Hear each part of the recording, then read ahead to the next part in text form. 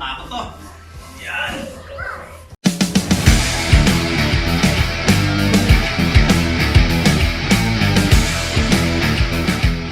Hi guys, no? So dumating na yung in-order natin nung sale ang Lazada, 11/11 sale nila. Sunod yata nila sales 12/12, no? So after 2 days dumating na siya kasi in-expect ko siya 15. Masaklap pa wala kaming pera dito, so kailangan ko pa mag-withdraw.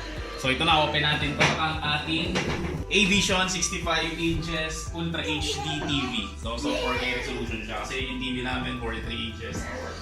Malaki ang TV, so wala naman okay. Matakot to.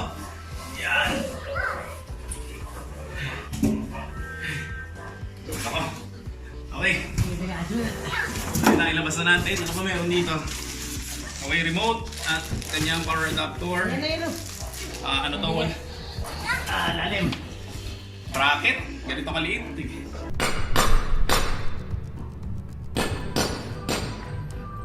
Ang moment of truth. Okay. Ay, mag-aalap pala. Tayo muna. Yan. Okay, so tumatay ko talaga siya. Yun!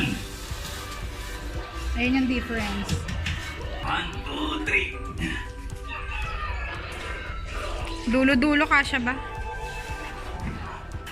Wow, sakto. Ito yung 43.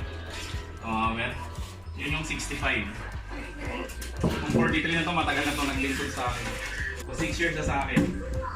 So guys, ang brand nito is Cube. Ito Avision, no? Sabihin nyo hindi siya branded. Hindi naman sa brand dyan eh, no? So paggamit nyo lang yan. Pandarin natin. Yo! Wow! Amazing.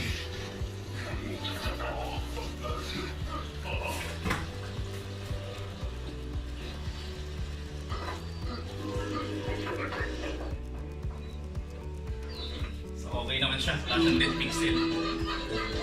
Na? Wala siyang dead pixel kahit ano.